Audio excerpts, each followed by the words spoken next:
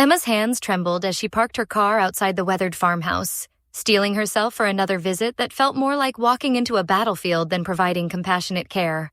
At 22, the home hospice CNA had chosen this challenging work in rural areas while pursuing her college degree online, believing she could make a difference in people's final chapters. She never imagined she'd become someone's emotional punching bag. The elderly couple lived in isolation, with no children or extended family to share the crushing burden of end-of-life care. Martha, the bedbound wife, drifted in and out of dementia's cruel fog, while her husband Robert struggled with his own disabilities. Every movement caused him pain, yet he bore the responsibility of caring for his wife alone, a weight that had clearly broken something inside him. From Emma's first visit, Robert's fury had been palpable. His words cut like shards of glass, each insult designed to wound. When Martha refused her bath, a common occurrence with dementia patients, Emma gently tried to coax her into accepting care. She knew that with only twice-weekly visits lasting an hour each, missing a bath meant Martha would go days without proper hygiene. "Just force her to do it," Robert had screamed, his voice echoing through the small house.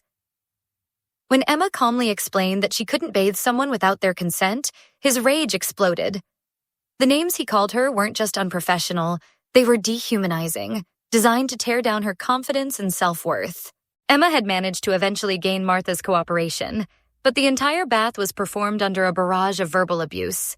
Robert stood in the doorway, his face twisted with anger, hurling insults about Emma's competence, her youth, her very existence. Each word felt like a physical blow, turning what should have been a caring, dignified moment into something humiliating and traumatic. Martha, in her lucid moments, would look at Emma with apologetic eyes, as if she understood the hell her husband was creating. But those moments were fleeting, and Emma found herself protecting not just her patient's dignity, but her own emotional survival. After the bath, Emma's voice shook as she delivered her decision. "I won't be coming back. You'll need to explore other options." The words felt both empowering and heartbreaking. Empowering because she was finally standing up for herself. Heartbreaking because she was abandoning a vulnerable woman who had done nothing wrong. Robert's reaction was explosive. "You can't do this," he screamed, his voice cracking with desperation. "You have to come back. We have nowhere else to go." The raw fear beneath his anger was almost palpable, the terror of a man watching his world crumble, knowing his wife's care was slipping away. Emma explained about the social worker, about nursing home placement options, about her boss reaching out. But Robert's pleas felt like emotional manipulation, trying to guilt her into accepting abuse for the sake of his convenience. When Emma's boss heard about the situation, her decision was swift and decisive. All services, nursing, aide, chaplain were terminated. "He sounded too volatile on the phone," she explained. "I won't put anyone's safety at risk or force them to endure that treatment." But Emma's colleagues were divided.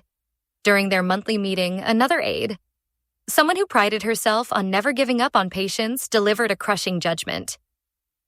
"You're a major asshole," she said, her voice heavy with condemnation.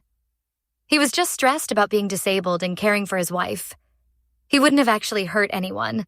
The accusation hit Emma like a physical blow. "Now his wife will end up in a nursing home and it's your fault.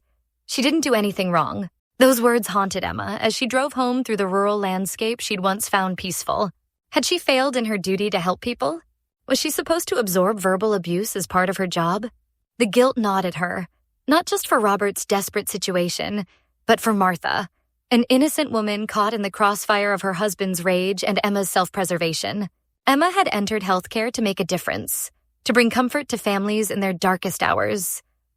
But she'd learned that sometimes protecting yourself means disappointing others, that setting boundaries can feel like abandonment, and that the line between helping and enabling abuse isn't always clear.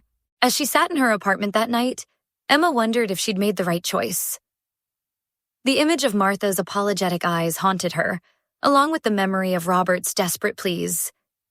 In rural areas, losing hospice services often meant no alternatives, a reality that made her decision feel both necessary and devastating. What do you think? Was Emma right to prioritize her safety and mental health, or should she have endured the abuse to help a vulnerable couple? Share your thoughts on this complex situation in the comments below.